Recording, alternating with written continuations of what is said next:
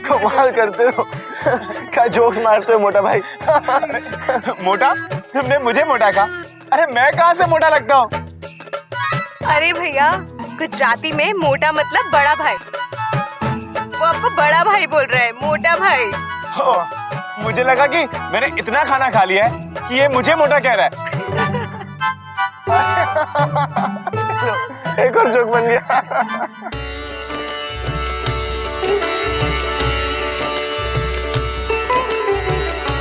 देखा, नीरज शक्ल सूरत से तो हमारे रमेश जैसे लगता है, पर उसकी आदतें भी बिल्कुल हमारे बेटे रमेश जैसी है।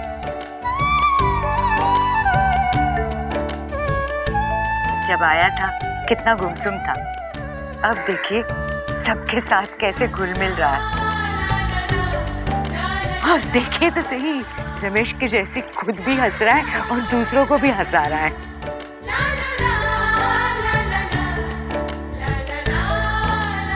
इसकी ये हंसी संध्या ने लौटाई है। ये संध्या की कोशिशों का ही नतीजा है कि आज नीरज हमारे साथ है। तुम जानती हो, पहले तो नीरज यहाँ आने के लिए तैयार ही नहीं था। क्या कह रहे हैं? हाँ, मेरे लाख समझाने पर भी ये माना नहीं, लेकिन जब संध्या ने समझाया तो मान गया। बहुत ही अच्छी लड़की है संध्या, भगवान उसको हर खुश रहे।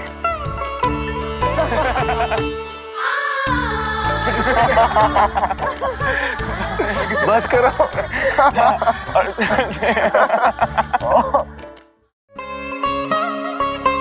हाँ?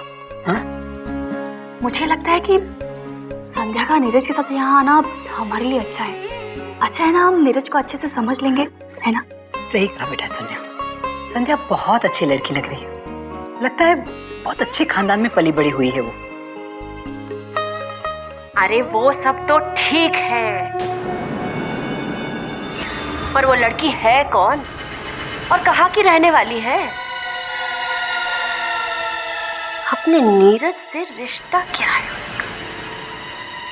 और नीरज अपनी पूंछ बनाकर उस लड़की को यहाँ क्यों लेकर आए? बुआ, नीरज उसे यहाँ लेकर नहीं आया है, दादाजी उसे लाए हैं। और अगर वो लाए हैं तो कुछ सोच समझ के लाए होंगे ना। अपने दादाजी के बारे में बात कर तू मुझसे। मेरे लिए भी मेरा पति बहुत सोच समझ कर ढूंढ कर लाए थे ना। क्या हुआ? हाँ, आ गई ना वापस मैं इस घर में। तब से अपनी किस्मत पर और तुम्हारे दादाजी की समझ पर भरोसा करना छोड़ दिया है मैंने। अरे उस लड़की के बारे में मालूम तो करना ही होगा ना। ना जान, ना पहचान, ना कोई रिश्ता, ना नाता, बस चली आई है मुंह उठाकर। और हम अपने सर पर बैठाए जा रहे हैं। अरे उसकी औकात भी है क्या इतने बड़े घर में रहने की? हाँ, ये बड़ी नीरज की चमची है।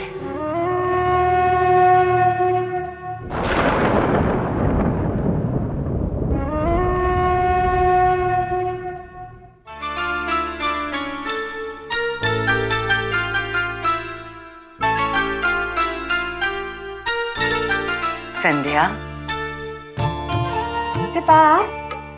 आइए ना, बैठिए। कोई काम था तो मुझे बुलवा लिया होता, आपने क्यों बेफजूल में तकलीफ की? आइए बैठे।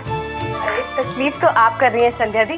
ये सब काम करके घर में इतने सारे नौकर हैं, किसी को भी बुला लिया होता। आप खुद क्यों ये सफाई करने लगी? वो क्या है ना रीना, मुझे अपना काम खुद करने की आदत है। मेरे बाबा कहा करते थे कि कभी किसी का मोहताज नहीं होना चाहिए। इंसान को जितना हो सके अपना काम खुद करने की कोशिश करनी चाहिए।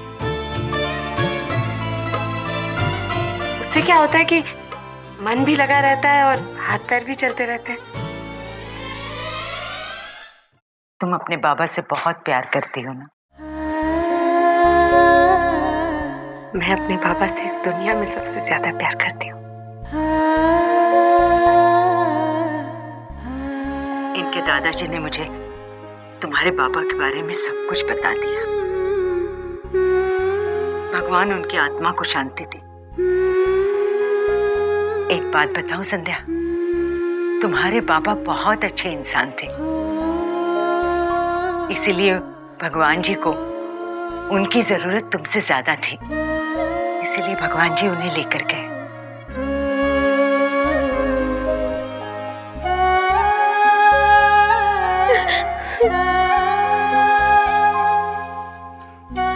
संध्या, अपने आप को कभी अकेला मत समझो, हम सब तुम्हारे साथ हैं। क्या बात, आप भी करने को जो रहे थे और आपने तो रुला ही दिया संध्या को। रुलाया नहीं है, इसका मन हल्का कर रही थी। वैसे अनमोल बिल्कुल ठीक कह रहा है संध्या, हम लोग तुम्हारा शुक्रिया अदा करने आए थे। इनके दादाजी ने मुझे बताया कि नीरज अगर घर में आया है तो वो तुम्हारी वजह से, और उसने हम सबको माफ किया है वो भी तुम्हारी वजह से। हम तुम्हारा ये एहसान कभी नहीं भूलेंगे संध्या। सच में थैंक यू सो मच। हाँ संध्या, थैंक यू सो मच। ये आप लोग क्या कह रहे हैं? मैं तो वैसे ही इस घर में पराई हूँ, आप लोग ऐसा कहकर मुझे और पराया कर रहे हैं। और नीरज को इस घर में लाकर मैंने कोई बड़ा काम नहीं किया। नीरज ने मेरे लिए जितना कुछ किया है, उसके बाद मैं उसके लिए कुछ भी कर लूँ कम पड़ेगा। और वैसे भी नीरज को भी तो आप लोगों से मिलने की जरूरत थी। आप लोगों से मिलकर उसे आप लोगों का साथ मिला है, आप लोगों का प्यार मिला है।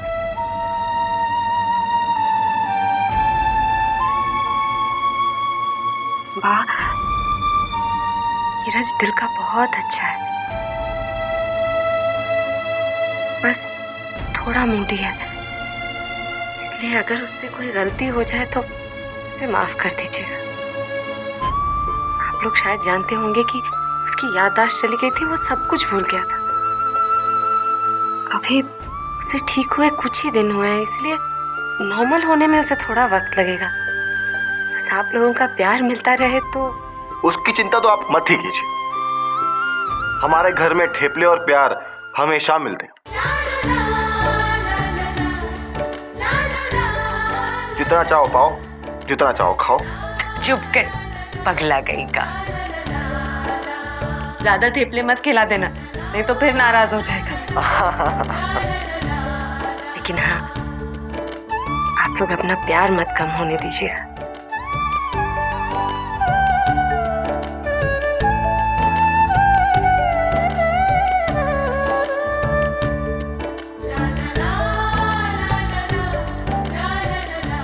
ये देखो बेटा, ये है तुम्हारे छोटे काका जिग्नेश, ये उनकी पत्नी हंसा, मेहुल इन्हीं का बेटा है जिसकी अभी अभी शादी हुई है, और ये मेहुल की पत्नी सेजल। तुम्हारे जिग्नेश काका फिलहाल कीनिया गए हैं कुछ अर्जेंट कारोबार के लिए। सारा परिवार वहीं है। जब मैंने उन्हें तुम्हारे बारे में बताया तो बहुत खुश हो गए। वो सब मिलने तुम्हें कीनिया से आ रहे हैं। हाँ, वैसे बड़े पापा, हमारा बिजनेस क्या है और उसे संभालता कौन है? बेटा, कारोबार तो बापूजी संभालते हैं। बापूजी मतलब? बापूजी मतलब मेरे बापूजी, तुम्हारे दादाजी। सारा कारोबार वही देखते हैं, और वो मुझे जितना कहते हैं मैं उतना ही करता हूँ। और राज भैया, आप भी फैमिली बिजनेस? नहीं बेटा, राज को बिजनेस में दिलचस्पी ही नहीं है। उसे कुछ अपना कारोबार शुरू करना है, इसलिए बारों बार कुछ ना कुछ करते रहता है। पर हमारा बिजनेस है किस चीज का? बेटा, वो तो सब बापूजी को ही पता है, क्योंकि वही संभालते हैं। मैंने कभी उनसे पूछा नहीं। वो मुझे कभी ऑफिस बुला लेते तो मैं ऑफिस चला जाता हूँ, कभी बाहर पेमेंट लेने के लिए भेज देते तो मैं पेमेंट ले आता हूँ। वो मुझे जितना कहते हैं मैं उतना ही करता हूँ। मेरे लिए तो सब कुछ मेरे बापूजी हैं।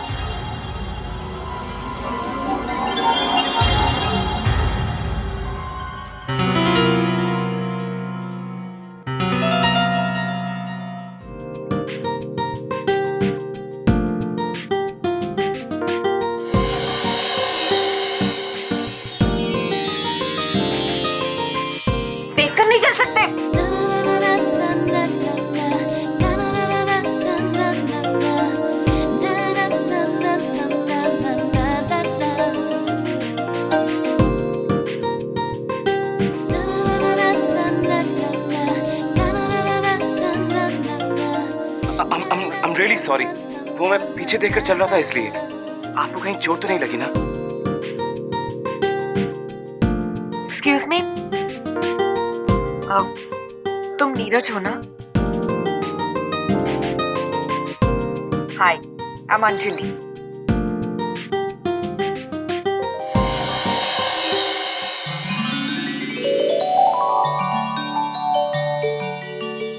अंजलि, बताओ, माँ कह रही थी कि तुम मुझे ढूंढ रही हो। हाँ अनमोल, तुम हो कहाँ पे? जब से मैं वापस आई हूँ तुम मुझसे एक बार भी मिलने नहीं आए हो। अरे ऐसी कोई बात नहीं है, मैं ना वो मोटा भाई के साथ था। अरे उनके साथ कितना मजा आता है पता है? वो और उनकी बातें हंसा हंसा के पेट में दर्द कर दिया उन्होंने। पता है, जितने अच्छे वो खुद है ना, उतनी अच्छी उनकी बातें भी है। अच्छा, क्या बातें करते? हाँ, वो जब तुम उनके साथ रहोगी ना तो मालूम पड़ जाएगा।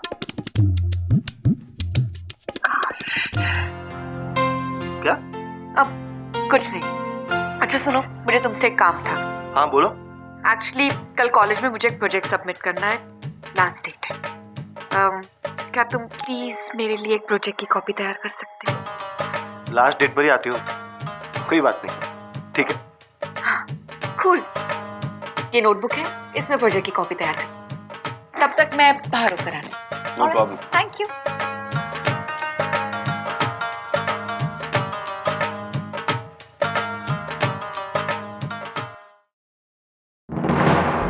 उनके लिए तो वही सब कुछ है, हम तो कुछ भी नहीं।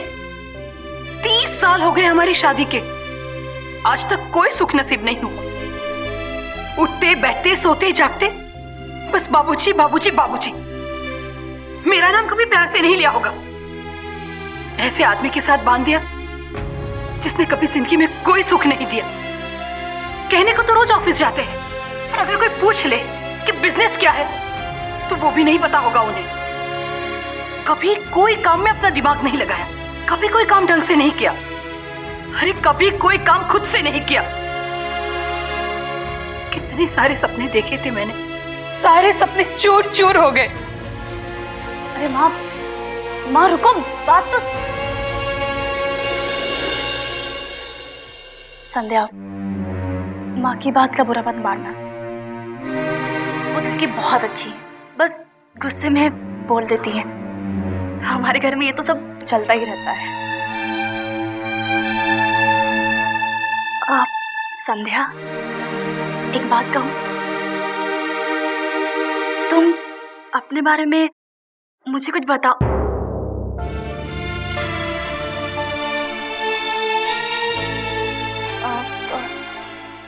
नहीं, अगर नहीं बताना चाहती हो तो मत बताओ, इतना जरूरी नहीं है। वो क्या है ना, तुम इस घर में इतना घुल मिल गई हो और सबके बारे में जानती हो, तो मैंने सोचा बस थोड़ा सा तुम्हारे बारे में जान लूं, और कुछ नहीं।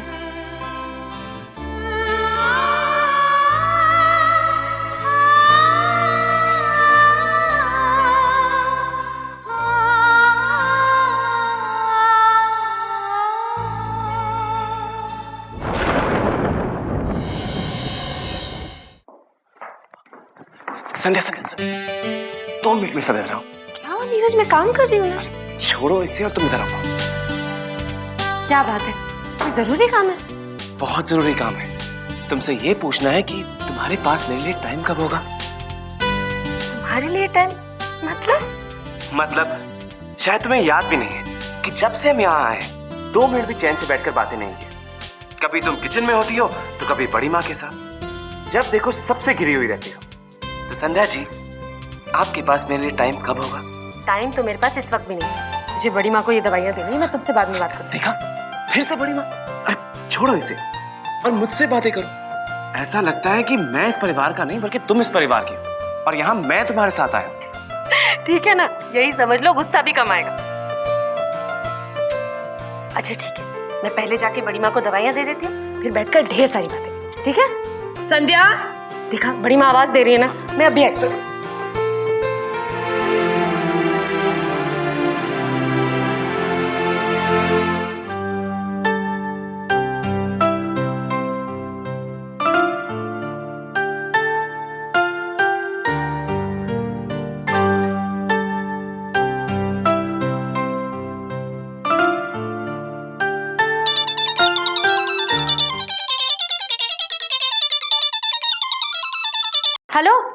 श्रेया दी, कैसी हैं आप? मैं ठीक हूँ, तू बता, तू कैसी है? और तुझे जो काम कहा था वो तूने किया या नहीं? हाँ श्रेया दी, नीरज अब धीरे धीरे सबसे घुल मिल रहा है और मैं भी अपनी तरफ से पूरी कोशिश कर रही हूँ। बहुत अच्छी बात है। अच्छा, ये तो हुआ पहला काम, और तुझे जो दूसरा काम दिया था उसका क्या? दूसरा काम? अरे बुद्धू, बार बार भूल जाती है। नीरज को अपने दिल की बात बताई या नहीं? तेरी और उसकी प्रेम कहानी कुछ आगे बढ़ी भी या नहीं? श्रेया दी, आप भी ना, आपको मजाक करने के लिए यही एक टॉपिक मिलता है। आप कुछ तो सोचिए, कोई सुनेगा तो क्या सोचेगा? किसी को कुछ सुनने की कोई जरूरत नहीं है, बस तू सुन अपने दिल की बात, जो तुझसे बार बार ये कह रहा है कि वो नीरज से प्यार करता है, पर तू है कि अपने दिल की बात को अनसुनी किए जा रही है। तू कब सुनेगी संध्या? श्रेया दी, आपने यही बात करने के लिए फोन किया है? हाँ, मैंने यही बात कहने के लिए फोन किया था और बार बार कहती रहूंगी।